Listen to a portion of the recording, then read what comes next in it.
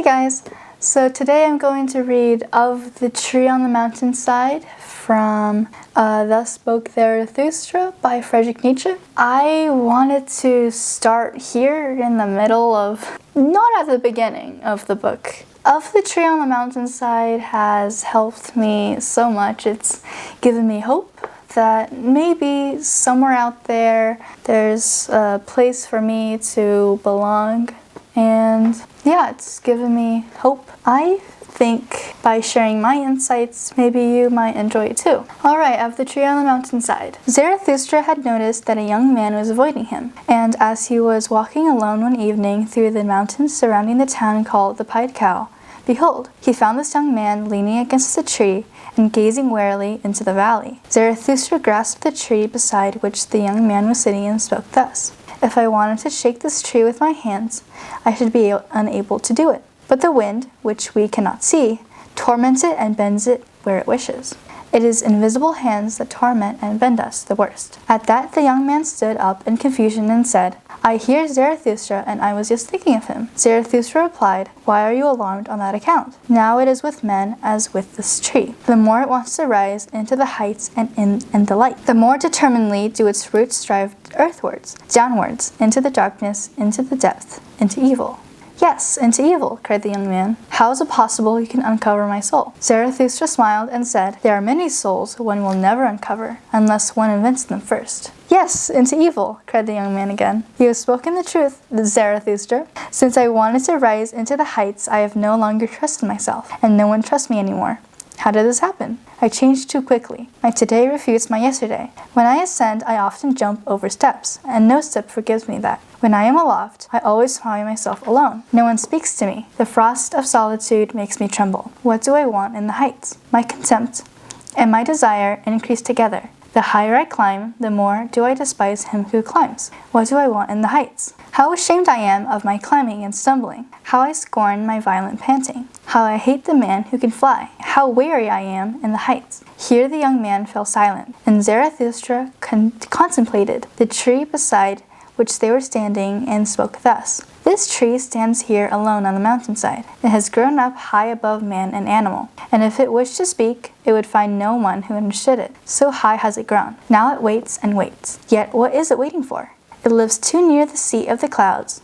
Is it waiting, perhaps, for the first lightning?" When Zarathustra said this, the young man cried with violent gestures, "Yes, Zarathustra, you speak true. I desired my destruction when I wanted to ascend into the heights, and you are the lightning for which I have been waiting. Behold, what have I been since you appeared among us? It is envy of you which has destroyed me." Thus spoke the young man, and wept bitterly. But Zarathustra laid his arm about him and drew him along with him. And when they had been walking together for a while, Zarathustra began to speak thus: "It breaks my heart. Better than your words, your eye tells me all your peril. You are not yet free. You still search for freedom. Your search has fatigued you and made you too wakeful. You long for the open heights. Your soul thirsts for the stars. But your bad instincts, too, thirst for freedom. Your fierce dogs long for freedom. They bark for joy in their cellar, and when your spirit aspires to break open all prisons. To me you are still a prisoner, who imagines freedom.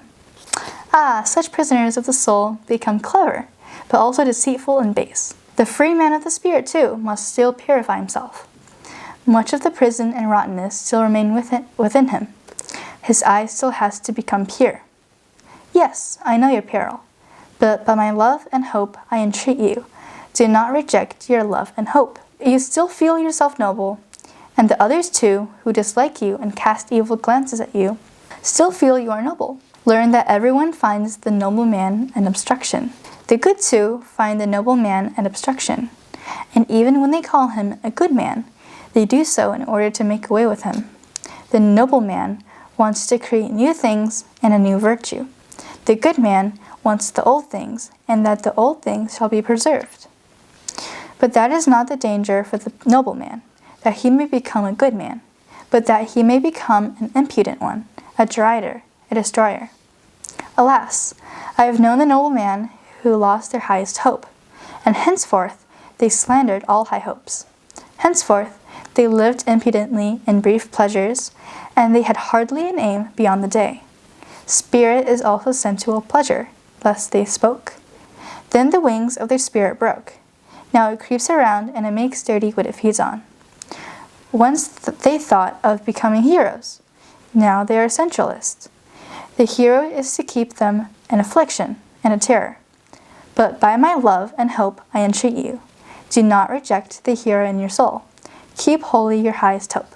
Thus spoke Zarathustra. In summary, the young man is troubled because he is trying to become a better version of himself, but he's always alone when he tries to grow for the better. And he's starting to hate that feeling of solitude. And Zarathustra is telling him, don't give up on this high aim, always aim high. The tree on the mountainside, it leans over the sea. It's always trying to go past where it is right now. I feel like that's really good because there's a lot of people who've just given up on chasing their highest hope, or they've given up on having like a big dream. And I found this part really touching. It says, this tree stands here alone on the mountainside. It has grown up high above man and animal. And if it wished to speak, it would find no one who understood it. So high has it grown. I've definitely had this experience before, and I'm experiencing it now, because when you try to aim high, or when you try to improve yourself, you'll definitely be alone, because nobody likes you being better than them. And when you are better than them, then they'll hate you for everything. And so, yeah, you will be alone if you want to improve yourself at all. And being alone is a good thing, I think, at least. And it says, if it wished to speak, it would find no one who understood it. So high has it grown. So when you are improving yourself constantly and you do improve yourself, then you'll find that how you see the world is a lot more complex and a lot different than the way average people see the world. And you start to feel alone because nobody understands you. That can be daunting at times. And I understand that. Zarathustra understands that. Yeah, this is why it gave me hope, because at the end, Zarathustra says, but by my love and hope I entreat you, do not reject the hero in your soul. Keep holy your highest hope.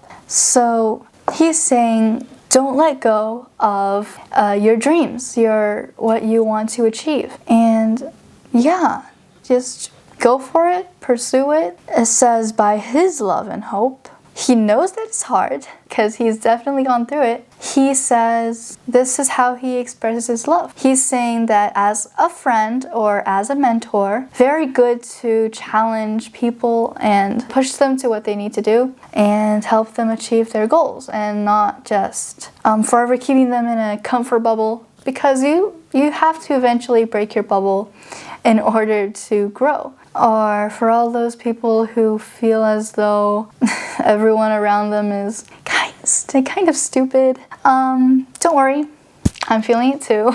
Yeah, don't let go of your highest hope. Don't suppress yourself in order to fit in. Don't pretend to be dumb like the other people around you. If you can, then move to a different place, and preferably around better people who will challenge you, and a better environment, a competitive environment that will also challenge you and push you to improve yourself. And if you can't move anywhere, then know that you're the special one. And I definitely do recommend the Spoke Zarathustra. It might be kind of offensive to average people, but to me, it's honestly pretty great. I love Friedrich Nietzsche, and I hope that your journey in self-growth is successful. Yeah, bye.